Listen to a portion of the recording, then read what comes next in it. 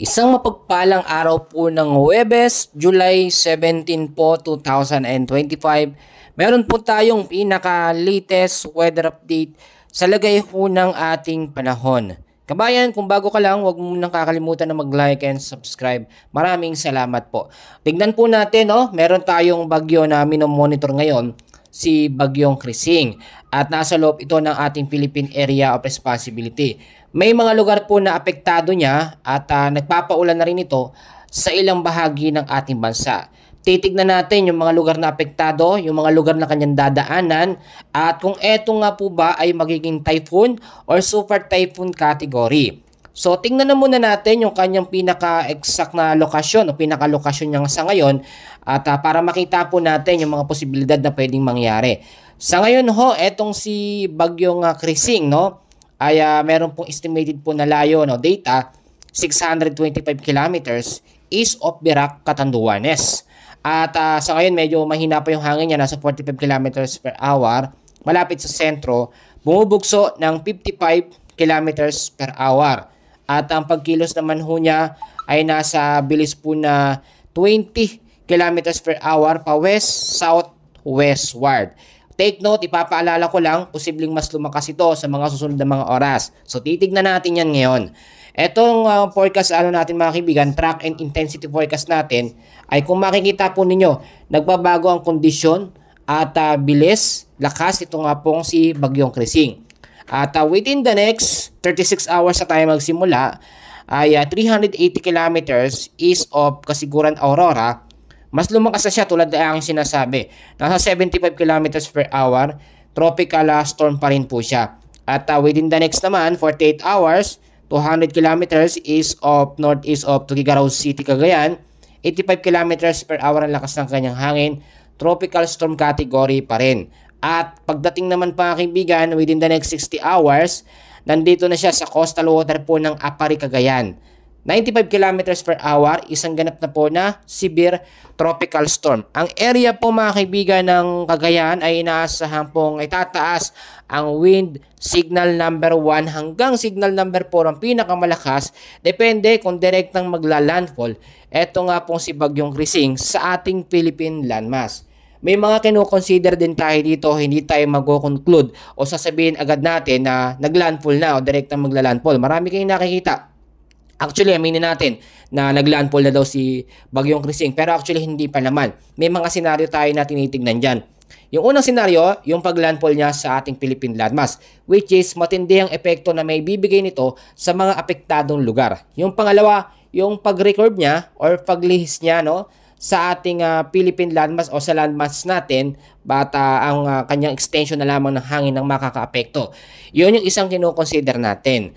Ngayon, dahil po sa banta nitong Bagyong Krising, kasama noong habagat yan, nakakaranas po ng mga pag-uulan ang malaking bahagi po ng ating bansa. So ipapaalala ko lamang hanggang Sabado tayo at posibleng hanggang Linggo pa yung mga pag-uulan na ating posibleng maranasan dahil po sa habagat at dito po kay Bagyong Krising. Sa ngayon, mabilisan lang tayo.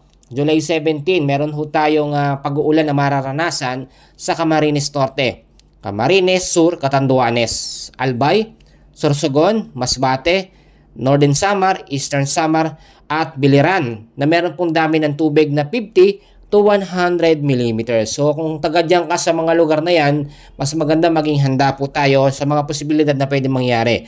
Pagbabaha, landslide, lahat po ng yan ay talagang paghandaan po natin.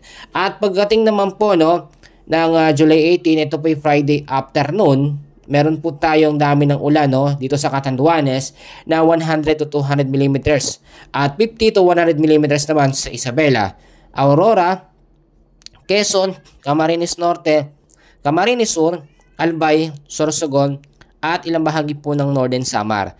Pagdating naman po ng Saturday afternoon, July 19, 100 to 200 mm na dami din ng ulan sa Batanes, Cagayan, Apayao, at Ilocos Norte. 50 to 100 mm din dito po sa Isabela, Kalinga, Abra, Mountain Province, Ifugao, at Ilocos Sur. Yung mga lugar na aking binanggit, maging handa kayo sa banta ng wind signal number 1 na itataas ng pag-asa dahil mostly kayo po yung mga lugar na yan ang apektado, yung bandang Hilagang Luzon. At mga kaibigan, bukod po dyan, etong habagat ngayon mas lumakas na yung epekto niya. Actually, nung nakaraan, umaaraw na, meron na ho tayong monsoon break. Eto na naman, no, bumalik na naman yung lakas ng habagat. Dahil ho yan sa interaction niya, or sabihin na natin connectivity niya dito kay Bagyong Krising, kaya mas lumalakas. Naghahatakan po kasi yan, mga kaibigan. So, meron tayong heavy rainfall outlook dahil sa southwest monsoon.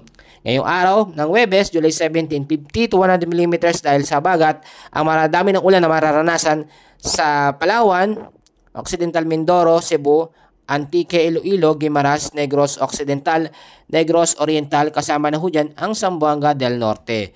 At pagdating naman sa Friday, July 18, 100 to 200 mm sa dami ng ulan sa Occidental Mindoro, Antique, at Negros Occidental. Ito na, marami nag-aabang dito sa Metro Manila, Zambales, Bataan, Cavite, Batangas, Laguna, Palawan, Oriental Mindoro, Marinduque, Romblon, Aklan, Iloilo, Guimaras, Negros Oriental, at Zamboanga del Norte na may dami ng ulan na 50 to 100 mm.